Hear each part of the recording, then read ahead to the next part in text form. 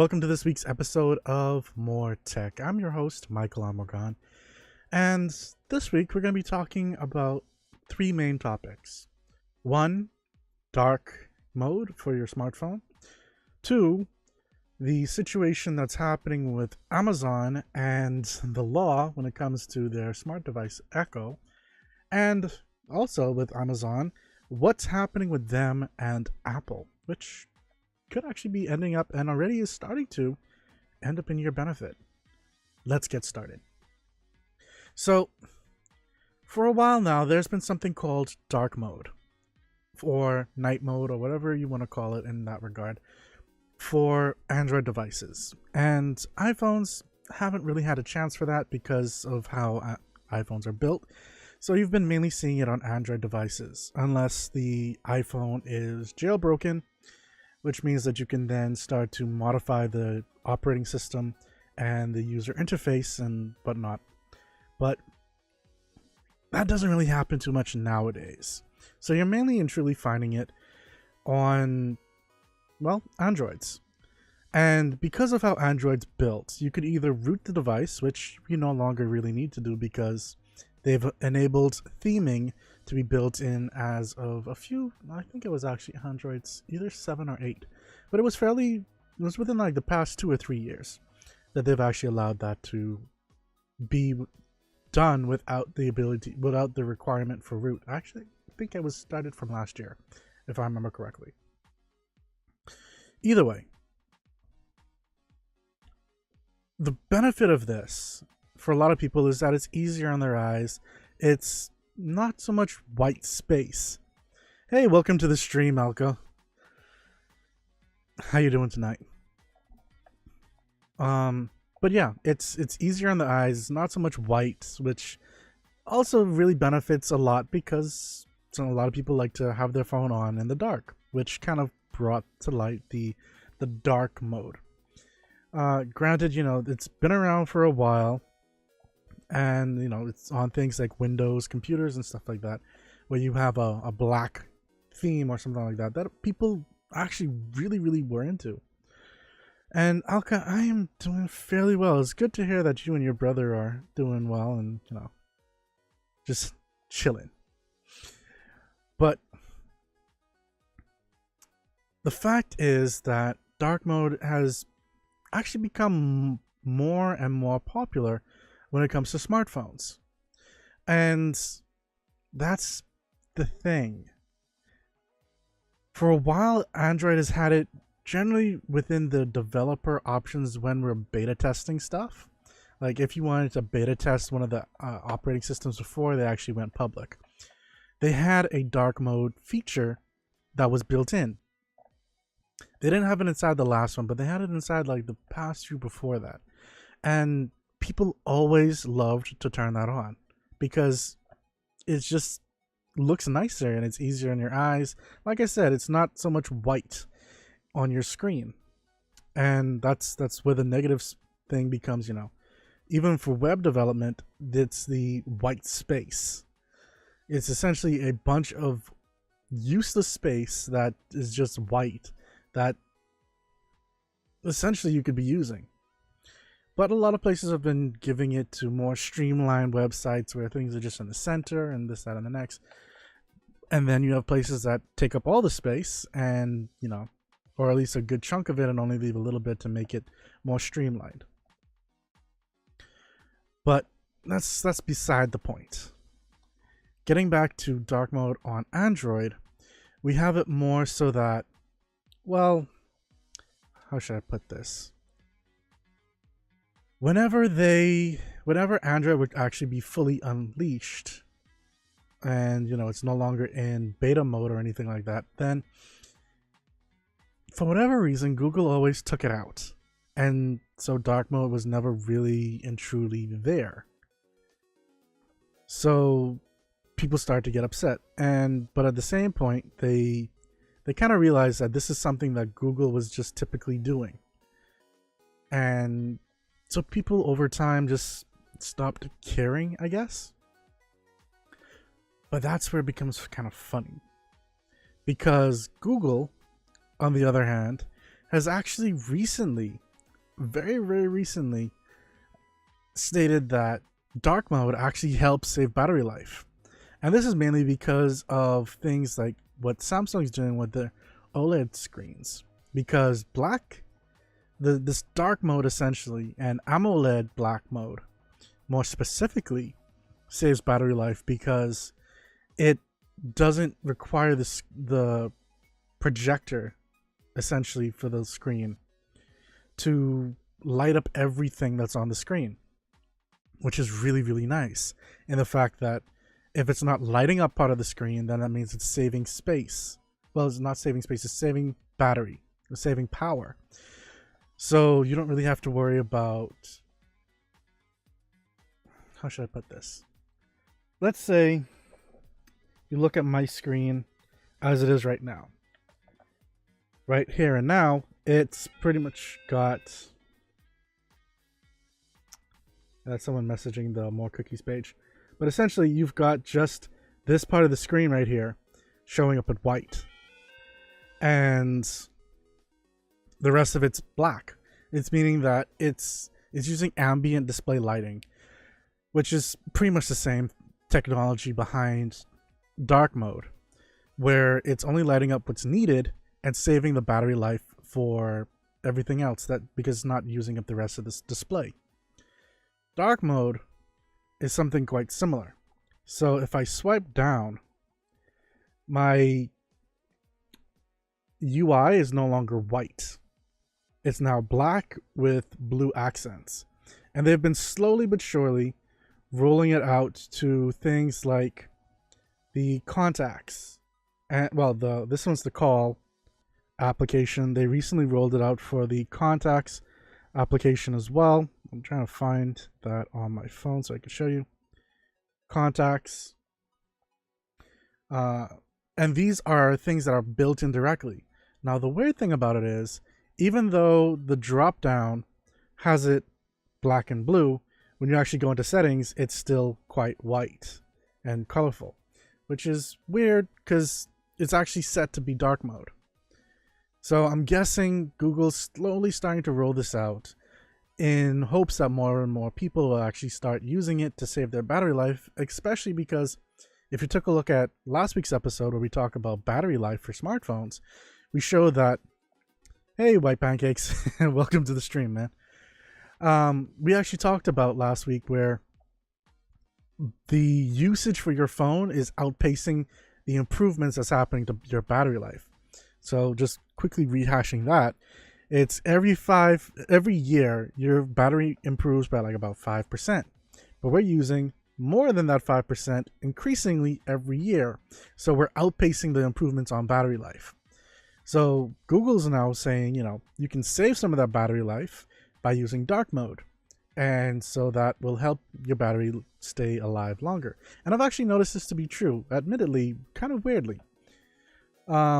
So what I've been doing for the past about 3 weeks now was I come home, I plug in my phone, and before I go to bed, I unplug it. And I just go with it. Like, I wake up the next morning, my phone's still unplugged, I put it in my pocket, I take it to work, and I work with it like that. And up until maybe 2 or 3 days ago, so around the time that dark mode was enabled, my battery life would typically be about 30% by the time I got back home from work, pretty much not having it charge all day and night. Today, I came home, and for the past few days, since dark mode has slowly been enabled on my phone, either via this system UI, which I had to toggle on in the settings, the contacts app, and the phone app, which the phone just happened today, my battery life is, I came home and it's about 50%. So that's a 20% improvement, which is really more than what it should be, at least in my opinion. Like, seriously, like it's that much? I don't even go into like this dark mode settings all that often, but it's already shown that much of an improvement. So I'm kind of wondering, like, what else is happening? Did they enable some other system setting that's improving this, or is it quite literally just dark mode being awesome in the way that people have been hoping that it would have been. And I'll be the first one to say, I've always loved having dark mode on my smartphone. Like, from even when I had Samsungs, I would try to go and enable a theme that had a dark mode or something like that. Even if it required me rooting my device and installing a completely custom ROM. Like, I only stopped doing that maybe about 2 or 3 years ago. Actually, no, a little bit longer than that. It's maybe about 4 years ago. Yeah, that's when I stopped. But, I mean, if you guys have dark mode and available on your phone, give it a try and let me know how it works. It may improve your battery life by a significant sum. You never know. The best one, again, to use if you have a OLED screen or AMOLED screen more particularly, is to actually enable AMOLED black mode if that's an option. If it's not, then, well, just turn on dark mode and still see what happens. But the next topic is actually about Amazon's Echo devices. So Amazon Echo is, for those who are unaware, is a smart home device that pretty much allows you to speak to a artificial intelligence, essentially artificial intelligence, or what I like to call them, virtual assistant, called Alexa. And so you could start it off by saying, "Hey Alexa," and then give a command. Much like how you can do with Google's devices. So if I was to, for example, to say, "Hey Google, what's the weather like today?" Tonight in Nassau, it's predicted to be 78 and partly cloudy. Currently it's 79 and clear. So essentially that's a virtual assistant. And it can do Amazon's own can do a lot of neat things because it's built into Amazon. So you can even order stuff from Amazon. Let's say you ran out of tissue paper. You could say, "Hey Alexa." Oh, wow, I'm just realizing I'm actually probably triggering a lot of people's smart devices. Let me change that. Hey, order some tissue paper, and it'll probably take a look and ask you about it, and you can have that conversation. You can set it, hey, turn down the lights, do this, do that, do the next, and it will do those things for you. Much like how Apple's HomePod will, much like how Google Home will, and people have always been very cautious with these devices because they require your voice to essentially perform these commands. That means it's always listening to you, or at least listening to the surrounding area and whatnot to be of assistance. That's what it is. It's a virtual assistant. Then something happened where a virtual assistant actually sent recordings of a couple's argument to a friend without them knowing. And people's paranoia went sky high. Apparently, it was reported as a bug, this, that, and the next, and, it hasn't really happened since. It's only been like that one incident that was actually reported on that really made news. That said, there's a case that's currently going on where a double homicide happened in 2017. And the courts have legally requested Amazon to provide any recordings that the Amazon Echo in that area would have had access to, or that would have recorded, in the hopes, and even the ability, and any logs essentially that it would have had on a whole, to see if any cell phones connected to it, this, that, and the next. And if I can read the actual thing,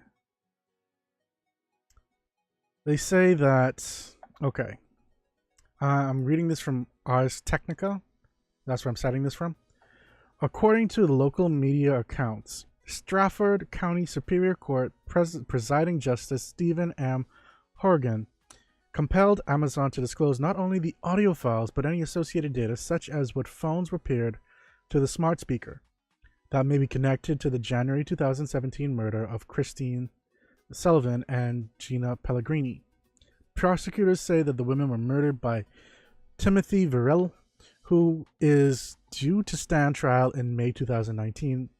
Verrill has pleaded not guilty. Authorities have previously noted that the bodies of the women were found stabbed to death under a tarp with a knife buried nearby. And this is a quote now. Investigators believe Sullivan was attacked in the kitchen of the night. Well, I'm not going to say the address where the Echo was located, and the prosecutors believe there is probable cause to believe that there is evidence on the Echo, such as audio recordings of the attack and the events that followed it. CBS Boston reported, citing court documents. Police apparently seized the Echo into evidence during the initial search of the murder scene.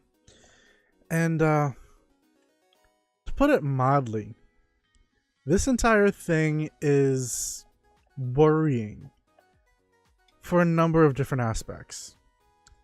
It's mainly worrying to a lot of people because this means that these devices, which we were told weren't really recording any information, essentially are keeping files on hand. Be it to improve the service or whatnot, this is technically very morally gray. And this is the kind of thing that people worried about from the inception of it, and they're only being proven right. So, what are the steps forward? Well, Amazon's saying that they will work with law so long as it's, abiding by the law, and it's, they're required to do it and they have no means to actually back out. They will give the information. But the fact that we have allowed these devices into our homes, businesses, and whatnot, around our private and sensitive information that we might be saying to partners, loved ones, family, friends, essentially people who are around, and they're recording and keeping that information, is the truly disturbing aspect of it.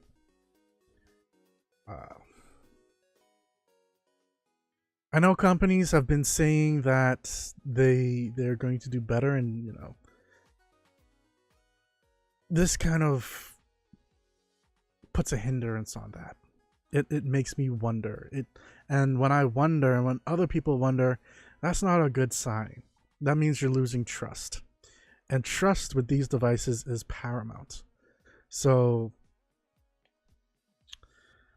Amazon, my suggestion to you, and if any one of you somehow are listening, please only store this information maybe 3 days. I'm sure people are, if it's found to have kept evidence that actually can prove this guy killed those two ladies, that's great. But at the same point, this is not what people signed up for.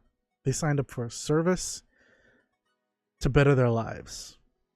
And sure, catching your killer from the grave, that's a service.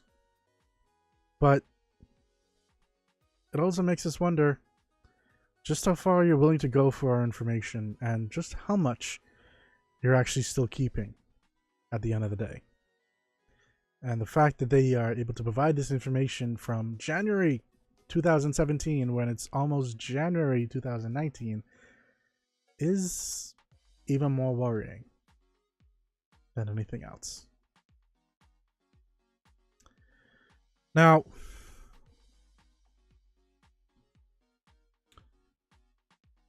the next thing that I want to talk about that, like I mentioned earlier, actually still does and pertains to Amazon is something that's a little nice. But at the same time, it has a bit of controversy, and that's where Amazon is actually partnering up with Apple. If you tried to have previously bought a iPhone, MacBook, so on and so forth, from Amazon, you would have typically had to buy these through third-party vendors. And while that's well and good, and sometimes, these vendors can get really good ratings, and, they're trusted members of the Amazon sellers community, they're still not direct from Apple, which gives a certain guarantee, gives a certain feel good that you're buying it direct. And so, you don't have to worry about it being refurbished, having some weird thing happening to it that, some reseller or retailer may have given you some wrong product. You have a bit more promise that it's going to be the right thing, exactly what you wanted, without any problems from the get-go. And, this has become a good thing in that aspect for a lot of different reasons, some of which I just mentioned. But, the fact that you can now go on Amazon and buy an iPhone directly also comes with some added benefits. So, one example is that you can now buy a refurbished iPhone 10 for about, I think it was $300 less than it was last year when it first came out. Or let me see if I can find that exact article where Amazon was touting that.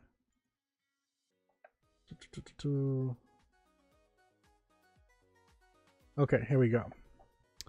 So essentially this is them saying that you can get an unlocked refurbished iPhone 10 for $725 USD as a 64 gigabyte version, or for $829 for the 256 version in the color of your choice. Now, these are currently listed as the deal of the day, and honestly, this is not that bad a deal. The only thing that's kind of a little concerning is, now, how does that really factor in with the new iPhone XR and the XS? And there are people that are saying, the new iPhone XS is nice, but is it $300 more nicer than last year's iPhone X? And to be quite honest, probably it's not. Like, in my personal opinion, it's not. I would probably stick with last year's iPhone X. The only thing that really got a bump up was the A12 processor, which admittedly is faster and runs things smoother. But $300 does sound really nice. And this is something that's happening essentially just a few days after this announcement. So this kind of leaves me with some hope that there'll be future refurbished products for sale, like a MacBook Pro, an iPad Pro, things like that, that admittedly, while it's a year old, they can still be really good products. Or, even better, after new devices come out, maybe a few months, and some people have had problems and they send them in, you can buy the refurbished product directly from Amazon, use that Prime, get your device in 2 days, essentially, maybe save some money with Prime, and go from there. I mean, even the 64 gigabyte version of the iPhone X, that's for $725. They're saying that that's a Prime deal, at least from what I'm looking here. And the regular price is $49. This current thing, so I'm saving about $224, or 24%, which is not bad. That's pretty much a quarter of what I would have paid.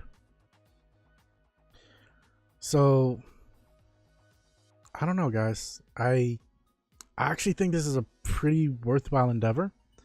I'm looking forward to this entire thing, and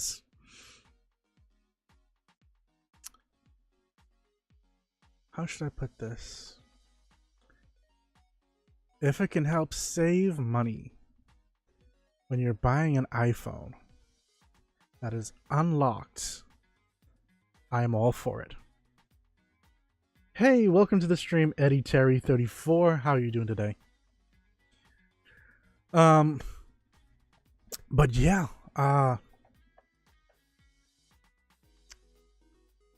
be it an iPhone, an iPad, a MacBook Pro, Air, MacBook itself, a home pod, pretty much any of the Apple devices. If that could be coupled in with different things or bundles that we normally would get with Amazon, I think they would actually find more people would be buying from them.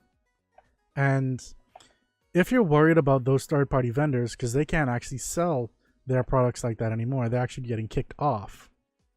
I'm doing fairly well, Eddie. Thank you for asking. But yeah, because those third-party vendors are actually getting kicked off, and they're not able to really sell their Apple products anymore. The only thing that then makes them have to do is become an Apple authorized reseller, which is what they can do to actually become a seller again on Amazon. And that's actually pretty good, because then that holds them to a certain standard with them selling you Apple products, which is not something that necessarily happened before. So you have improved refurbished sales with them coming directly from Apple. You have the possibility of discounts every so often on Apple products. You have a better guarantee that when you're getting your products directly from Apple, they're going to pretty much be the product that you asked for without any hiccups or dings or stuff like that. And if you're not getting it directly from Apple, in case they somehow sell out and you have to get it from a reseller, they themselves have to be held accountable to that Apple standard, making sure that you pretty much get the same experience all around. And the fact that you can get these things unlocked without having to go to a carrier is even better, because now you can probably save some money, get a phone that you can now switch between carriers, so long as you know the correct frequencies and you're not just like swapping around countries and stuff like that. But this is actually really, really nice, and I do have to applaud Apple for what they're doing. Like, this is a really smart move, especially for a company that has had problems with both of these companies. Have had problems with Google. Apple versus Google for a lot of different stuff, from the Android versus iOS to Maps to a lot of different services on a whole, to Amazon and their stuff, where they're pretty much fighting against things like the Chromecast and Google Home and all these other stuff from Google being sold directly on Amazon. And Apple's actually the first one out of the door, essentially, to get this partnership going. That was smart, in my opinion. Speaking about Google products, though, I do want to admit that with that dark mode, like I mentioned, it's still not quite dark mode, and it's disconcerting. So I'll turn on my brightness all the way up so you can kind of get an idea. So if you take a look here, this technically should be pure black. Dark mode should not be, when you turn on the screen, it'd be gray. Even at mid, I can still tell that there's still color coming from it. That's not how dark mode should really be. And Google, if you're really listening, take advantage of phones that have AMOLED dark mode and actually turn it off. This is a Pixel 2 XL. This is your device. This has an OLED screen inside of it. Help me out with the battery life. And you've already done pretty good with it, and like I mentioned, I've seen improvements. But come on. If it's gonna be black, let it be like black, like actually black, where I can't tell it from the chin here to the screen, which is here. Like, that's true dark mode. And when it comes to night sight, which is something that the Pixel 3 touted and, is going to be rolled out to some other products like the Pixel 2 and the Pixel 1, I'm glad to say this is actually finally rolled out. And the quality on it is admittedly... Okay, so just as a rehash from a previous episode, there was someone who modified the stock version of the Pixel camera application. And they uploaded it to XDA developers and whatnot, and they pretty much found that there was pretty much only a switch to toggle on and off night scene. And when they were testing it out, it was working beautifully. Like, you could, even though it's dark, you can see things quite clearly. And a lot of different tech reviewers and journalists and stuff like that have started pretty much calling it magic from what they're doing. Black magic, magic, whatever you want to call it. And the wonderful thing about it is that it's actually been rolled out to all Pixel devices so far. And the quality of it hasn't really changed. If not, it's gone just a little step better. But for the most part, it was already magic. So to put additional magic on magic, that's already kind of hard. I'd love to see where this is actually going to eventually end up. But then again, there are people who don't like it and say that, if they want to take a photo at night, then it should still be dark but not so bright so that it almost seems like it's daytime. But for a lot of people's responses to that, just take a regular photo then. Like, that's why it's a particular mode in the phone. It doesn't have to be that way. You can still take a regular photo where you can barely see anything in the middle of the night. So, I mean, it's kind of a moot point for a lot of people. And in a slightly weird and off-topic thing that has been bugging me for most of the day, apparently Microsoft has done something very odd in their change of the terms and agreements and terms of service, that kind of thing. Essentially, for your Xbox and Skype and stuff like that, or even your OneDrive, essentially if you have pornography, or if you use obscene language, or things along those natures, they can essentially shut you down. So there was someone who actually went through and compared, and they found the wording for it to be concerning. So they found a relevant section in section 3A subsection 4, which says don't publicly display or use the services to share inappropriate content or material involving example, nudity, bestiality, pornography, offensive language, graphic violence, or criminal activity. And so he looked a little bit further. So essentially, in this person's mind, he couldn't have an adult video conference with his girlfriend. He couldn't use OneDrive to back up a document that has the F word inside of it. And if he calls someone a mean name on Xbox, he's wondering if they will not only cancel his account, but also confiscate any funds that he's deposited on his account. And he's now becoming a little overzealous in his comment and whatnot by saying, are we no longer allowed to shoot people in Call of Duty? Animated violence doesn't really get more graphic than this Microsoft-approved video game. And wonders just how they're actually supposed to enforce the ban. And that's when he noticed something that was interesting that they also added in section 3B. Quote, when investigating alleged violations of these terms, Microsoft reserves the right to review your content in order to resolve the issue. So his take on it was, it's clear that Microsoft is reserving the right to cancel your account when they feel like it. They do nothing to define offensive language or graphic violence for that matter. And in 2018, when anyone can be offended by anything, his words, again I'm quoting, these terms allow Microsoft staff to play unrestrained censor if and when they choose.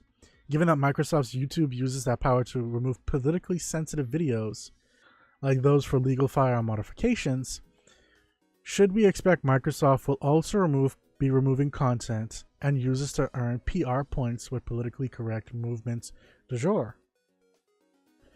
What's also clear is that they reserve the right to go through your private data, and these terms seem to be pretty clear, allowing them to watch and listen to your Skype calls so long as they are investigating something. The terms don't appear to require any complaint to be filed against you, just the employee decided that they wanted to investigate. Now that part I don't actually agree with, because it quite literally says when investigating alleged violations, which means that someone would have said, they believe that this person is doing X, Y, and Z, and so that becomes, something that's filed. It's not just someone saying, oh, well, I want to take a look at this random person's information.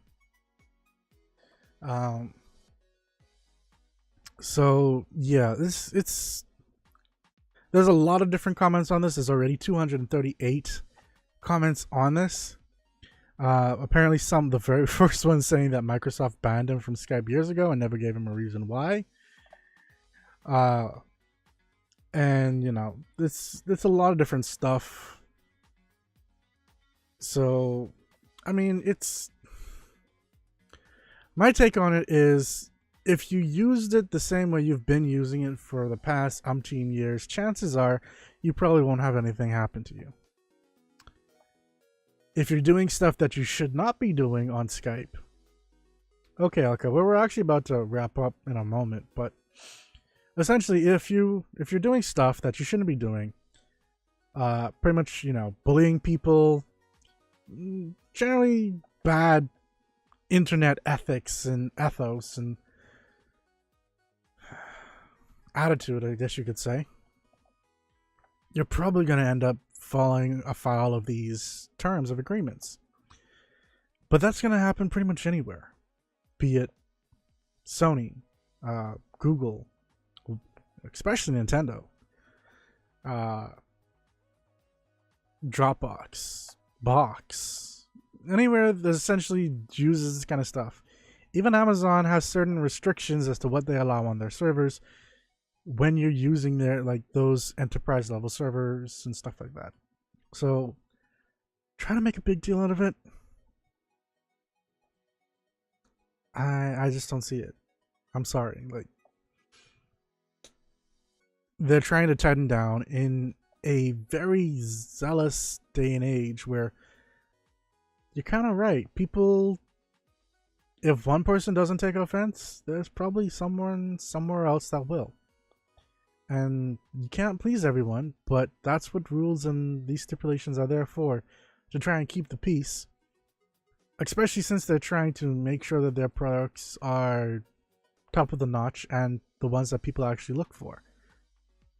They don't want some parent saying, oh, well, I don't want you using this product because, well, they host porn, or you can get porn from it, or you're only using Skype to have naked phone calls with your significant other.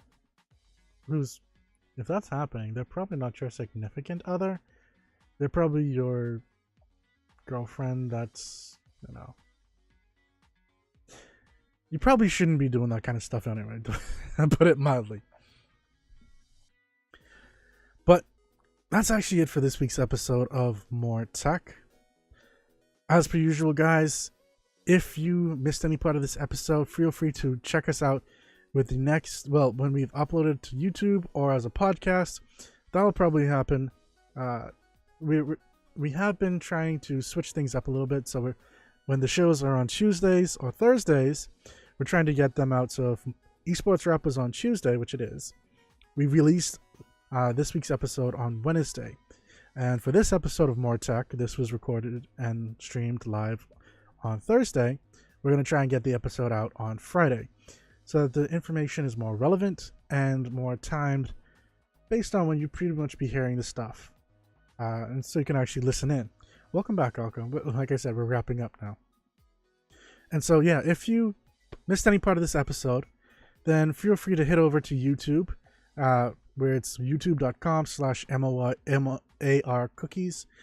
or morecookies.com, which is moarcookies.com, to check out any of our past episodes or just listen to the podcast. Yes, we have a podcast as well, and that's pretty much anywhere that you can listen to one. That's Stitcher, Spotify, iTunes, well, Apple Podcast, Google Podcast, TuneIn, iHeartRadio.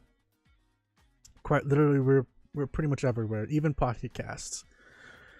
So if you also want to keep in contact with us, we do have a Discord. Feel free to hit us up inside there where we talk games, technology, and just random daily life stuff. We do have a section inside there for TV shows as well. But yeah, until next time, guys, take care.